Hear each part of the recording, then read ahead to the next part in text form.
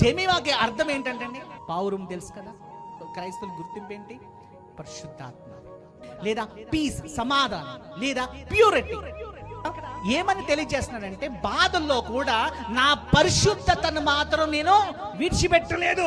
ప్రతి ఒక్కరు స్ట్రగుల్ అవుతారు. జెమిమా అనగానే రీసెంట్ గా ఒక క్రికెట్ మ్యాచ్ జరిగింది. ఆ క్రికెట్ మ్యాచ్ ముందు ఈమె పేరు ఎవరికి తెలియదు, అసలు ఉమెన్స్ క్రికెట్ ఉందని కూడా ఎవరికి తెలియదు. సాక్ష్యం చెప్పింది అక్కడ, on the match because Jesus led me. యేసయ్య నాకు ఆ శక్తిని ఇచ్చాడు. నేను పరిగెడుతున్నప్పుడు చాలా అలసిపోయాను, నాకు నిలబడతానికి కూడా నాకు శక్తి లేదు. ఆ శక్తి లేని సమయంలో నాకు దేవుడు వాక్యం మాత్రమే గుర్తొచ్చింది. ఆ వాక్యాన్ని నేను నా మైండ్లో కోట్ చేసుకుంటూ నేను ఆ మ్యాచ్ ఆడాను. దాదాపు 3 నెలల నుంచి సైకలాజికల్గా డిప్రెషన్లో కూడా ఆమె దేవుణ్ణి విడిచిపెట్టలేదు. ఫైనల్స్కి తీసుకొచ్చింది.